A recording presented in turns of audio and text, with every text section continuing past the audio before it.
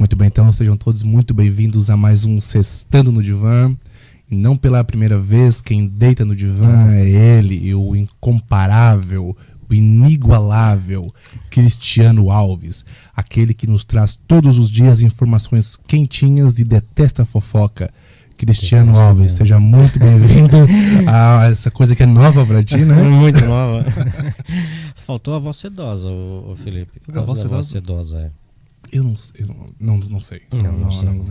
Eu acho que eu sou um conquistador, mas a partir do saber. Acho que é o saber que é. Por isso que eu leio bastante, não é ficar inteligente, é pra pegar mulher. Brincadeira, esposa. Felipe, não sei se você já percebeu, mas eu ergui uma bandeira contra primeiro contra os perfis de fofoca do Instagram que tem bombado aí nos últimos anos já aqui na nossa região, mas depois eu vi que o buraco é mais embaixo. Eu já ergui a bandeira agora de combater realmente a fofoca. A gente sabe que é impossível combater a fofoca, né? Mas as fofocas hoje, usando esse termo, né, da moda, da ordem do dia, como você gosta de dizer, a escalada está escalando demais e está ficando cada vez mais irresponsável. Antes a fofoca ela era feita ali entre quatro paredes, ou no boteco, né, ou na cama de motel, aquelas situações. A partir do momento que ela ganhou a internet, ela virou realmente um tipo o céu e o limite, né? Isso me preocupa muito. E aí, eu tive a ideia e conversei com o Felipe para a gente conversar justamente sobre isso. Essa semana, eu trouxe aqui o advogado falando especificamente sobre os crimes digitais. Trouxe o Robert Prim também, porque o Robert fez um vídeo maravilhoso falando sobre os impactos da fofoca nas pessoas. E aí trouxe essa parte mais técnica. E aí me veio na cabeça, como pensa um fofoqueiro? Por que nós temos tanto tesão em vasculhar e até divulgar, propalar, denunciar a vida alheia? Aí eu te convidei, tu topou, então vamos junto. O Jacques Lacan costuma dizer que o analista, ele é o resto da humanidade, né? Ele é as fezes da humanidade, porque ele toca naquilo que catinga, né? E eu gosto dessa posição, porque quando a gente vai falar de coisas problemáticas, coisas que podem se desdobrar, é sempre o analista que consulta, né? Ninguém chama um analista para falar sobre, sei lá, felicidade ou algo do tipo, né? Até porque eu acho que é difícil ser analista e ser feliz, eu acho que não combina muito bem, né? Mas de fato esse é um tema que catinga bastante, né? A fofoca, há alguns estudos acerca da fofoca e um deles é de um psiquiatra brasileiro, ele é de São Paulo, chamado José Ângelo Gaiarsa, né? Ele é quisto por alguns, mal quisto por outros dentro da psiquiatria. Ele é junguiano também, né? Trabalha um pouco assim com aquilo que flerta com a psicanálise. E ele tem um livro bastante curioso, a quem se interessa pelo assunto de modo um pouco mais intelectual, talvez, chamado Tratado Geral sobre a Fofoca, né? E ali ele defende uma tese. E a tese do Gaiarsa é de que a gente coloca sobre o outro, sobre aquele que é alvo da fofoca, coisas que são nossas, né? Então este é o primeiro ponto. Há um outro autor, talvez um pouco mais assim renomado, com maior expressão internacional, inclusive, chamado Yuval Harari. Ele é um israelense que escreve um livro assim que deu um boom nas questões editoriais e se chama Sapiens. Todo mundo já deve ter ouvido falar neste livro, né? E o Harari então vai estudar assim acerca de como surgiu a humanidade, como surgiu o homem, o Homo sapiens, né? Aquele que sabe que pensa, né? E ele diz que a fofoca foi um fator importante para a construção e para a revolução da psique humana. Porque a fofoca vai criando, de certa forma, agora que eu vou entrar um pouco na psicanálise, ela vai criando, de certa forma, laços. Então, quando, vamos lá, a gente fala do Walter, por exemplo, eu falo, olha, tem uma coisa para te contar sobre o Walter, né? O que eu crio aqui? Eu crio um laço político, né? Então, eu e você nos unimos contra um inimigo ou um alvo em comum, que então é o Walter. Né? Então, a fofoca tem esse ponto. Né? Ela cria laços. E por criar laços, ela torna-se, portanto, política. E quando a gente fala em política, a gente está falando em ética e moral.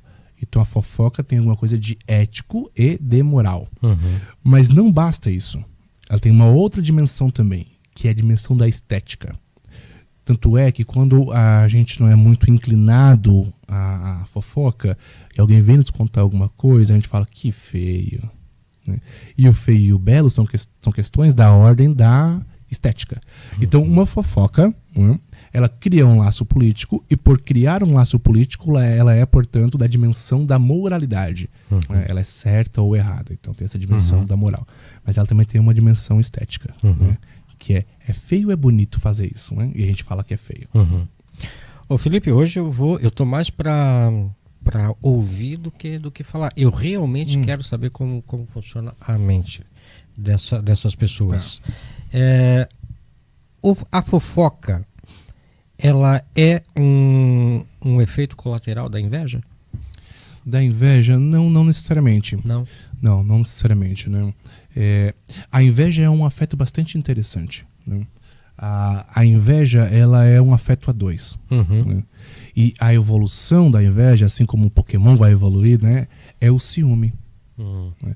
Porque enquanto a inveja é um sentimento a dois, o ciúme é, portanto, um sentimento a três. Coloca um terceiro que pode ser presente ou ausente da jogada. Né? Não suponho que a fofoca seja uma questão de inveja, mas a gente precisa pensar aqui sobre o que a gente está entendendo por fofoca. O que é exatamente fofoca? Me parece que a fofoca é nada mais, nada menos do que a informação não institucional. É quando eu uso a informação a partir de um outro lugar que não é, portanto, o jornal, a rádio, os meios de comunicações institucionalizados, né?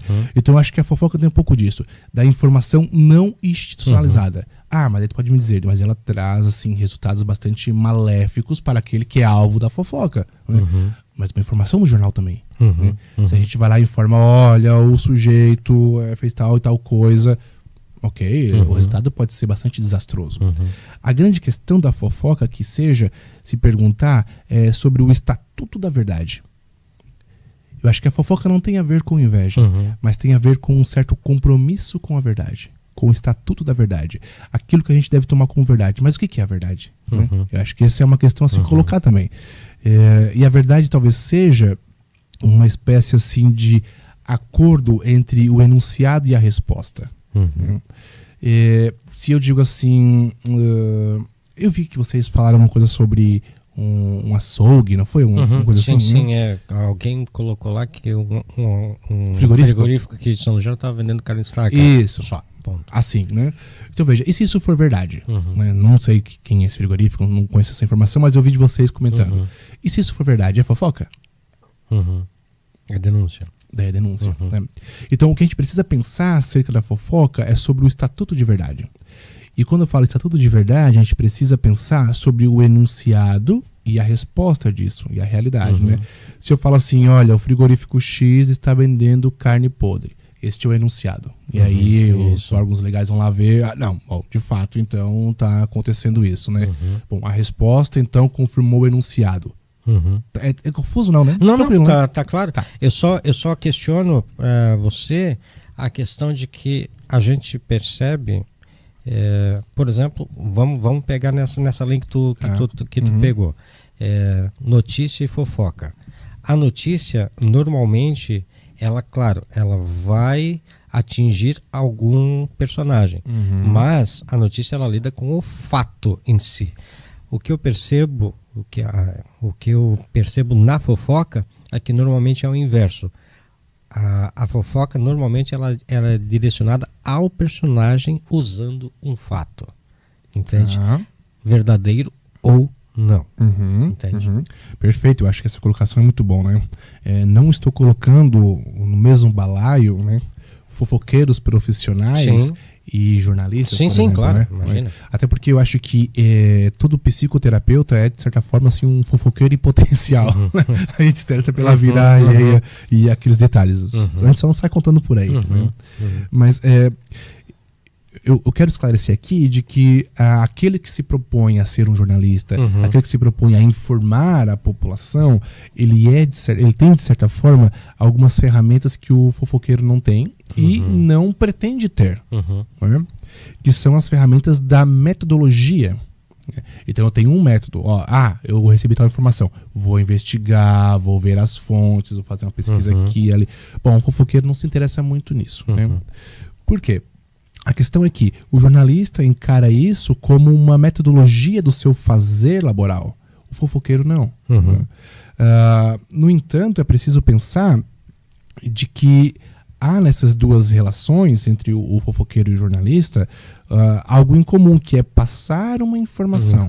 Embora um deles, o jornalista, tenha um compromisso um pouco mais apurado com a verdade. Bom, pelo menos o jornalista sério. Sim. Né? Então, tem a responsabilidade, né? A responsabilidade. Né? Então eu acho que é por aí. Mas a gente pode pensar o seguinte, há um fenômeno interessante nisso, que é o fato de que nós temos jornalistas, pessoas formadas, de renome, que trabalham tão somente com sites de fofoca. Sim. Sim. Então o que nós estamos fazendo? Aquilo que era da ordem do corriqueiro, da ordem do dia, está sendo, de certa forma, institucionalizado. Né? E as pessoas estão se interessando por isso.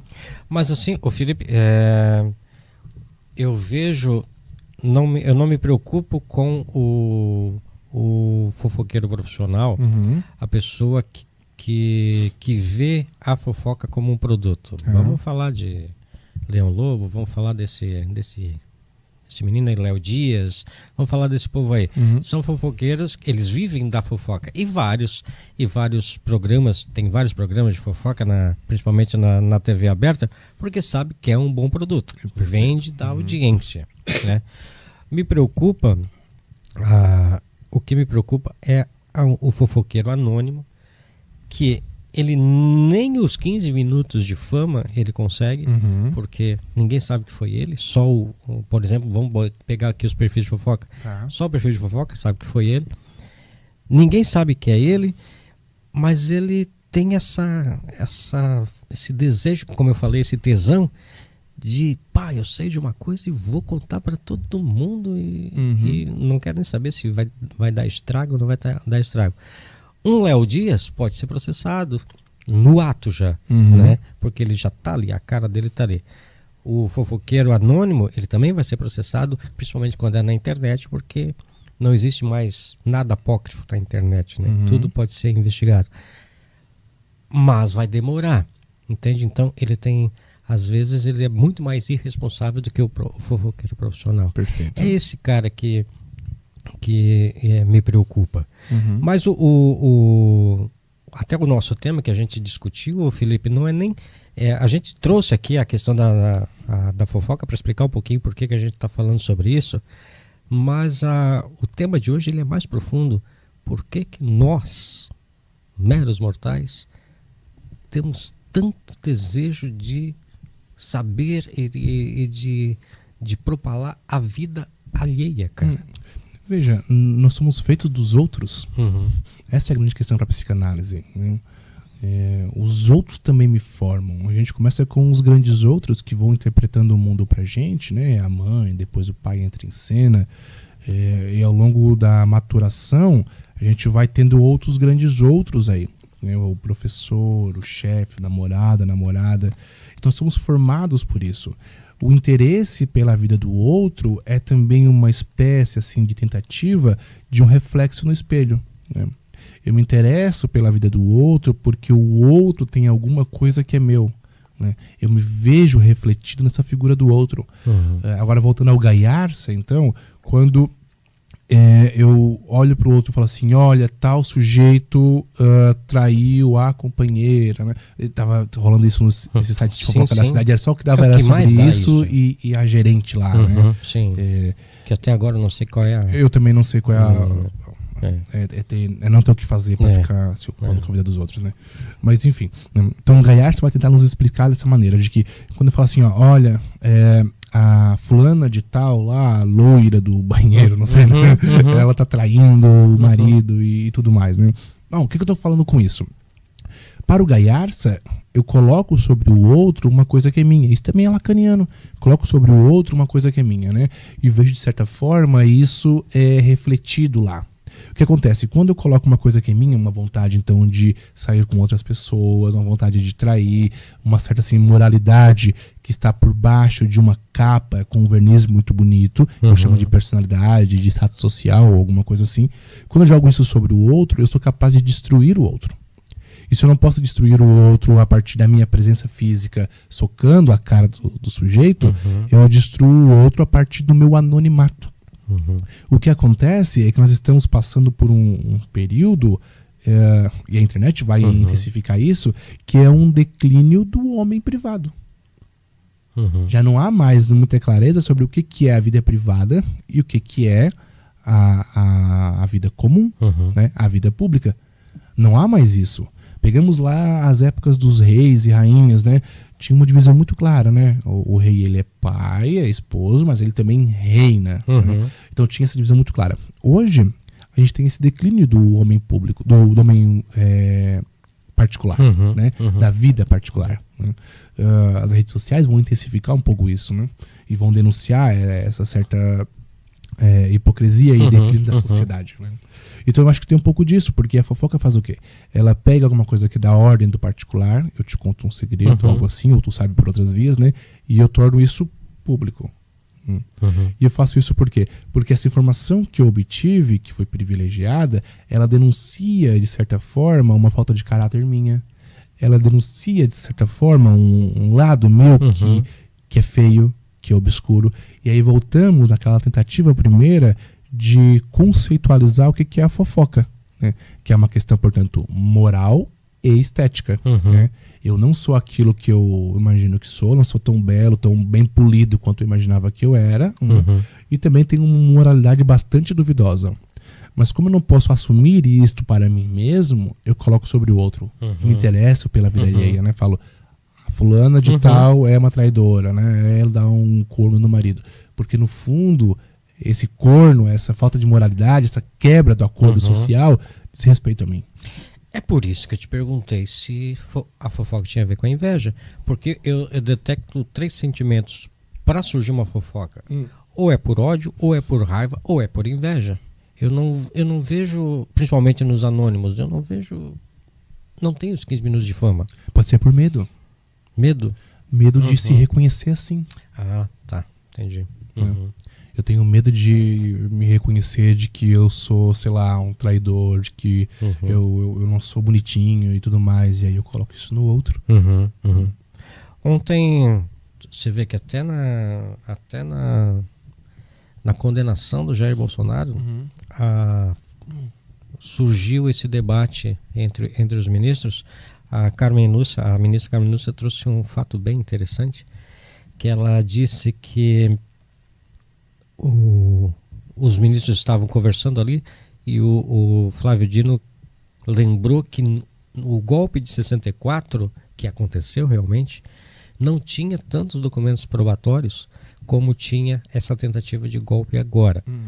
Quando a Carmen Lúcia foi falar, ela levantou essa questão que nós vivemos hoje num momento em que nós nos sentimos obrigados a mostrar a nossa vida para as pessoas. A gente mostra o que come, as redes sociais fizeram isso com a gente. Então, muita gente foi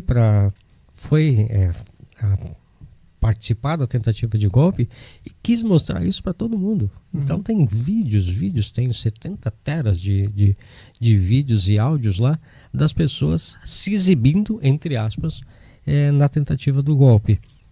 Você falou lá que a gente tem essa necessidade, às vezes, da fofoca, e tem mesmo, porque se não houvesse essa necessidade, esse gosto pela fofoca, Facebook e Instagram já não existiriam mais, nem nasceriam, na verdade, né, Felipe? Isso mesmo. E é preciso pensar que há um outro lado da fofoca, que é o seguinte: quando a gente sabe que alguém é fofoqueiro, seja ele um profissional ou em potencial, a gente evita de contar os mínimos segredos para essa pessoa, né? Assim, olha, não conta nada aqui, porque o fulano de tal é fofoqueiro, né? Então tem esse outro lado também. Então eu acho que essa é uma questão. Vamos deixar a fofoca de lado, vamos falar dessa questão da vida alheia, Felipe. Essa coisa de eu sou obrigado a ir lá pro Facebook e stalkear, né? Que agora é a palavra enxerida, agora virou stalker, né? Uhum. É a necessidade de stalkear as pessoas, e fica mal porque a pessoa tá... A minha mulher tem disso, né? A fulana tá lá em Bombinhas e eu tô aqui fazendo a faxina, né?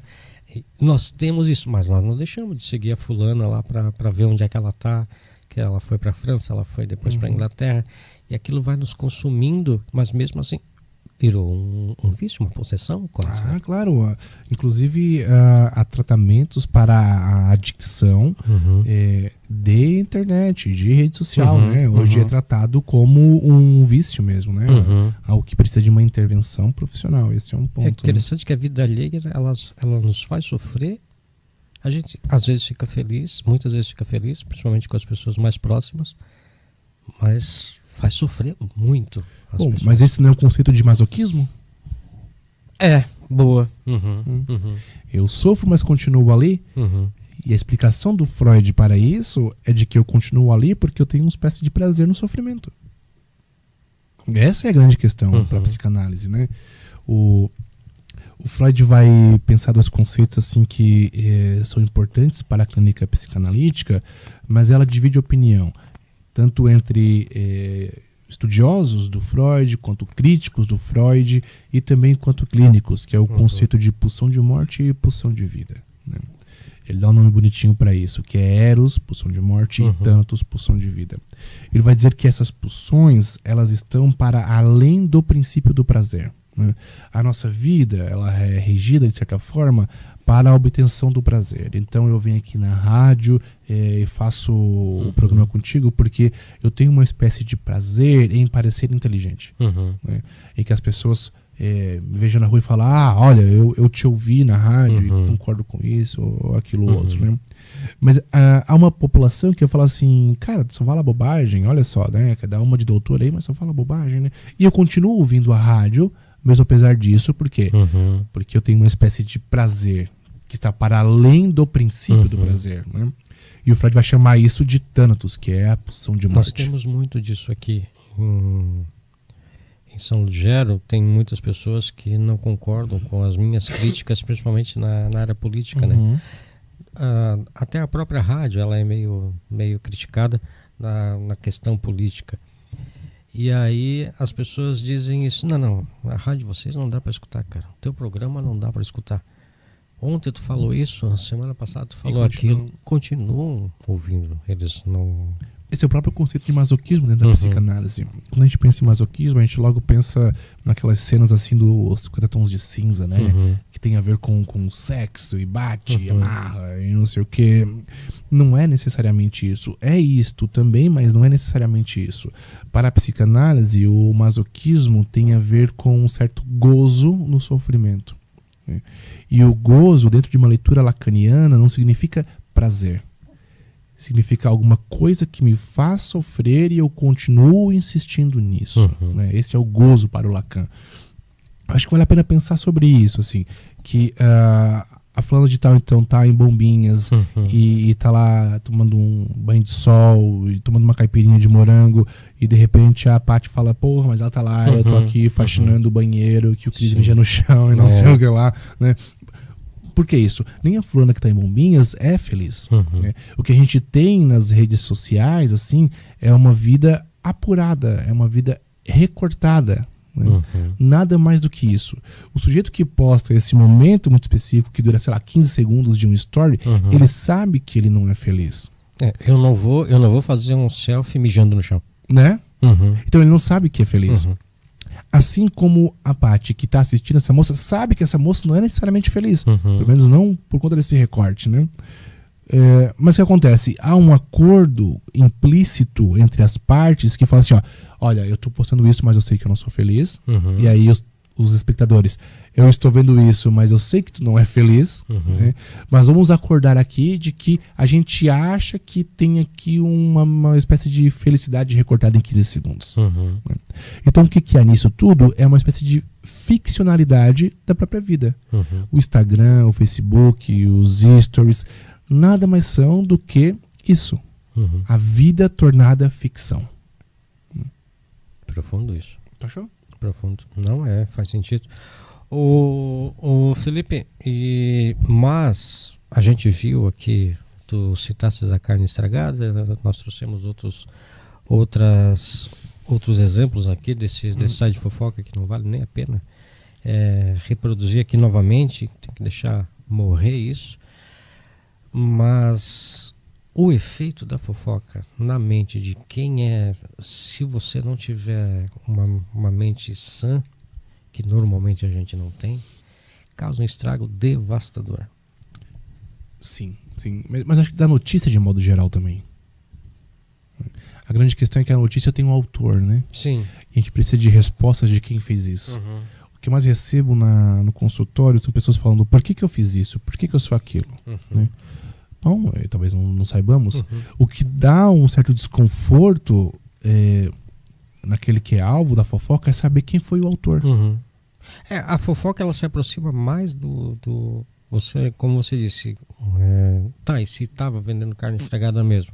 Mas em geral a fofoca ela conflita, ela anda lado a lado mais com a fake news do que com a própria notícia em si, né? Naturalmente. Porque não tem... A gente nunca vai saber se é verdade ou se não é, né? Se eu disser que eu posso, como eu disse pro Robert, eu posso brigar contigo, Felipe, e dizer, eu vi a Mi com outro cara dentro de um carro lá se atracando. Eu não vi. A Mi não estava lá. Até ela provar que eu tô mentindo, olha o desgaste que aconteceu na tua vida. Já causou muita coisa, né? E essa questão que eu falei pra ti, é o compromisso com a verdade. Né? É isso que falta aos fofoqueiros, um certo compromisso com a verdade. Mas é curioso pensar de que, bom, mesmo sabendo que é uma questão assim estética, que é feio, portanto, fazer isso, mesmo sabendo que é uma questão moral, que é, portanto, errado fazer isso, há algo na fofoca e nesses sites de fofoca que fazem com que a gente esteja ali com alguma frequência. Pois é. Que nos prende existe ali. Uma audiência. Né? E talvez nos prenda a causa essa audiência, porque no fundo, Cris, eu desejo muito ser reconhecido por alguém, nem que seja por uma fofoca. A minha vida é tão palha, entendeu? A minha vida é tão sem graça. A gente brinca com isso, né? A gente é tão medíocre que não consegue nem ser cancelado. Não, eu tô desistindo disso, eu tô pensando em, sei lá, escrever como não ser cancelado. Mas o romantismo do cancelamento também não potencializou a fofoca, Felipe? Como assim? Você faz um post, uma fofoca, pode ser verdadeira, pode ser mentirosa, mas não te dá tesão ver as pessoas criticando as outras ali nos comentários? Naturalmente, né? Eu acho que também há uma necessidade do ser humano de ser um pouco estrela. A gente quer ser reconhecido. Por vezes não somos nem autores da nossa própria vida, que é minúscula, que é medíocre, que é sem graça. Né? E aí se alguém fala de mim, que seja assim por uma caixinha de perguntas do Instagram lá, né? Eu terei pelo menos, sei lá, um momento muito breve de uma certa protagonismo social. Né? Eu acho que essa é a questão. As pessoas também são muito medíocres ao ponto de que querem ser protagonistas de sua própria vida. Né? E aí quando eu posto lá um story e dá 200 visualizações, eu falo, nossa, são 200 pessoas me assistindo, né? Assistindo a minha mediocridade cotidiana. Então há uma certa tentativa de sermos protagonistas, um certo interesse de sermos protagonistas. E se tu for avaliar muito bem isso, lá fazer assim um recuo à história familiar desse sujeito, o que a gente pode perceber é que por vezes ele é o irmão do meio. E aí os pais tiveram então que cuidar, dar atenção maior pro irmão mais velho e pro mais novo. Agora tá sendo um analista. Gostei desse caminho. Eu preciso ir, porque dá tempo do programa, né? Tá, Senão não dá corpo, né? Senão não dá corpo, né? Então a gente pode ver isso, né? Vamos fazer uma história, uma leitura da história pregressa desse sujeito, né?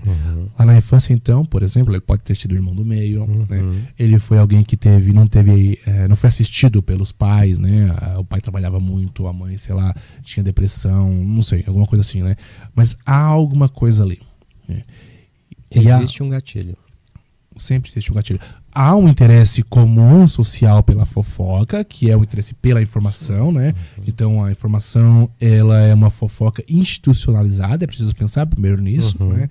Mas esses sujeitos que então se colocam nesse lugar assim de serem alvos, serem protagonistas ou autores de alguma coisa, é neste sentido, né? De que é preciso fazer uma leitura da vida pregressa desse sujeito, provavelmente lá na infância, e a gente vai ver uma criança totalmente desamparada, né? Ou desamparada na sua realidade, ou desamparada na sua fantasia, porque para a psicanálise as coisas podem acontecer tanto reais, essa palavra é péssima, né? Como pode ser na fantasia da criança, e a fantasia tem o mesmo peso de realidade, né? O Freud revelou toda a sua teoria por conta desse pensamento, né? Ele tinha um esboço de teoria acerca do surgimento do trauma, né? E o Freud falava que todo trauma é sexual e tem a ver com um abuso sexual. Essa é a teoria, né? Que chama a teoria da neurótica. E ele trocava carta com algumas pessoas. Uma dessas era um otorrino chamado Fliess, que tinha interesse também na psicanálise e tentava assim, ele calculava o quanto de vida o sujeito ia ter a partir do ângulo do nariz, umas coisas assim, bem loucas, né? O Fliess foi esquecido pela história, enquanto o Freud não. E aí, uma das cartas para o Fliess, o Freud disse o seguinte: eu já não acredito mais na minha neurótica, que era a teoria central da psicanálise.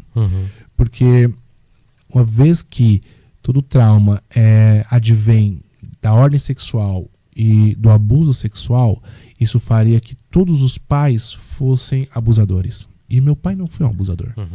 Ele falou isso. Então ele foi rever a sua teoria e ele falou: tem alguma coisa aqui que é da ordem da fantasia. Continua sendo sexual, mas há algo da ordem da fantasia, né? Então eu fantasio que que um olhar do adulto sobre mim significava isso. Eu fantasio que um carinho de um adulto significava sobre isso, né? As pessoas que como se disse mesmo, a maioria desses postzinhos eles estão relacionados à traição. As pessoas elas são ou sei lá puritanas demais, né? Ou estão presas dentro do armário, enrustidas. Você já falou sobre isso aqui no programa, que a pessoa tem a vontade de fazer, mas aí, como ela não consegue, ela busca uma outra pessoa e se identifica com ela. Tem uma cena clássica do Beleza Americana que fala sobre isso, que o cara foi lá e encheu o filho de porrada porque ele supunha que o filho era gay, mas daí depois foi lá e deu um beijo no cara que ele achava que estava pegando o filho dele. Tem uma cena clássica disso, que é bem isso, o enrustido invejoso, né? Porque eu não consigo ver uma pessoa puritana demais ao ponto de prejudicar uma família, dizendo que ela está sendo a tal da metendo a colher, né, no relacionamento. Acho que a gente pode resumir toda a teoria freudiana em uma única frase, que é o seguinte: todo mundo só quer comer todo mundo. Eu acho que essa seria o resumo da teoria freudiana, né? A gente não faz isso por uma série de questões, né? A religião tem um pouco a ver com isso também, né? A moralidade é criada também a partir da religião, dos usos e costumes, de uma tentativa de coibir que as paixões saiam por algum lugar, né? E por vezes a gente usa assim alguns substitutos para que isso não aconteça. Eu amo muito a minha esposa e não quero traí-la, mas assim, tem uma força em mim avassaladora que faz eu me interessar por outras mulheres, né? E aí, quando a moralidade, que a gente pode chamar aqui de superego, ele é muito forte, muito resistente e rígido, eu vou usar um outro caminho para satisfazer a vontade, o desejo do inconsciente, que é, por exemplo, a pornografia. Assistir um pornô é uma tentativa de sucumbir ao desejo de se relacionar com uma outra pessoa, mas ao mesmo tempo eu consigo prevalecer na minha moralidade e não trair a minha esposa. Então a gente vai usando substitutos para tentar lidar com isso, né? E essa é uma estratégia bastante madura, digamos assim, né? O Freud já fala sobre isso aqui, que é uma saída bastante madura, né? Ele chama isso de sublimação. Então quando a gente pega uma pulsão e dá assim uma resposta, encaminha essa pulsão para um lugar que é socialmente aceito. Entendi. É isso, Felipe. Vamos embora, que daqui a pouco eu tenho que arrumar o estúdio agora pro Fora da Curva. Daqui a pouco chega aí o Luizinho e a Andréia falando, nem sei o que vai ter o tema de hoje, mas eu te agradeço. Eu realmente me surgiu essa dúvida, como pensa uma pessoa fofoqueira e por que a gente dá tanta bola, cara? Eu consegui te responder? Sim. Tu ainda não me convenceu que não tem um pouco de inveja nesse modus operandi. Mas o papel do analista não é convencer, não. Eu acho que o primeiro caminho é bem isso. Eu não consigo fazer, eu não tenho coragem de trair a minha mulher, mas eu gostaria de trair a minha mulher. Daí eu sei que meu vizinho está traindo a dele, eu digo, filha da mãe, eu vou denunciar essa porra. Sabe? É essa questão da inveja que eu vejo. Porque eu não não entendo os anônimos mesmo, que prejudicado nada, sem ganhar nada. Hoje em dia, a gente, no mundo capitalista que a gente vive, todo passo que a gente dá, a gente pensa em alguma coisa, nem que seja na própria curtida, né? Mas nem curtidas esse povo não tem, sabe? Então é isso que me deixa confuso para onde vai. A questão da vida alheia, de nós nos preocuparmos tanto com a vida alheia, você foi muito bem. A gente sonha em ter aquela vida, mesmo sabendo que aquela vida ela é fake, que não é a realidade. A mulher não vai estar sempre bonita, gostosa, pintadinha, toda com a sua maquiagem a todo momento. Ela não vai estar sempre comendo lá o seu escargot, né? Ela vai comer arroz, feijão e ovo também. Né? Só que isso não é fotografável, né? Isso não é fotografável. Tem uma palavra para isso que é instagramável. Instagramável. A vida crua, a vida nua e crua. Né? Mas a gente faz um pouco disso também. Eu acho que a escrita também é um pouco disso. Quando eu escrevo, eu castro muito, né? Enquanto quando eu falo, eu sou um pouco mais histérico. A gente faz isso o tempo todo. A maneira como eu me visto, como eu me importo aqui na rádio é diferente quando as câmeras estão ligadas, quando as câmeras não estão ligadas. A maneira que eu me porto lá com a minha família, com meus pacientes, também é diferente, né? O Jacques Lacan vai nos dizer que, e contrariando uma lógica cartesiana, de que eu existo onde não sou. Eu existo onde eu não penso, né? O Descartes vai falar, né? Penso, logo existo, né? Ele vai falar, existo onde não penso, né? Eu sou o que sou exatamente quando eu não consigo pensar a meu respeito. Quando eu saio do banho, tô sozinho em casa e eu danço lá uma rumba pelado na frente do espelho, é ali que eu sou. Né? Porque eu não estou pensando sobre a opinião do outro. O que a minha esposa vai falar, o que os ouvintes vão falar, o que meus pacientes vão falar. Né? Então é onde eu não penso que eu sou. Talvez para a gente encerrar, Felipe, faltou uma questão que me surgiu agora. Por que a gente, mesmo sabendo que é uma mentira, a gente sente a necessidade, quase a obrigação de mostrar que aquilo é uma mentira, e aí a gente acaba se expondo para justificar uma coisa que poderia morrer em 15 minutos? Porque nós gostamos de mentira, essa é a verdade, né? Nós gostamos de mentira, todos nós estamos fascinados pela mentira. Tanto que a gente compra romances porque a gente sabe que é uma mentira. A gente vai a um show de mágica porque a gente sabe que é uma mentira. Né? A realidade ela é insuportável para nós. E a própria realidade é uma espécie de interpretação nossa. Eu interpreto a realidade de acordo com as minhas motivações. Então, esse interesse pela mentira é também assim uma coisa bastante íntima, porque no fundo somos todos nós mentirosos. E a gente cria situações, ficcionalidades, para tentar fazer da nossa vida um pouco melhor. E eu puxo o holofote para mim. Exatamente, né? O Freud vai chamar isso de eu ideal, o ideal de eu. Né? Eu tenho ideal de eu, né? Ah, eu sou assim, olha, eu sou muito inteligente, Cris, porque eu leio 3 livros por semana e eu escrevo no jornal e não sei o quê. E de repente eu me dou conta de que, cara, não nada a ver, eu não sou isso. Eu leio livros de 20 páginas, eu não sou tão inteligente, que tem assuntos que me escapam, as minhas escritas do jornal ninguém lê, porque eu faço o quê? Eu faço o ideal de eu sou assim, né? E isso nada mais é do que uma espécie de ficcionalidade, uma espécie de mentira que a gente conta para nós mesmos para não parecermos tão medíocres. Faz sentido. Eu não sou galã, eu não sou bonito, não sou nem fotogênico, então eu evito postar imagens. Mas eu tenho necessidade de escrever para mostrar para as pessoas o que eu sou inteligente, que eu sei escrever, né? É isso aí. É isso aí.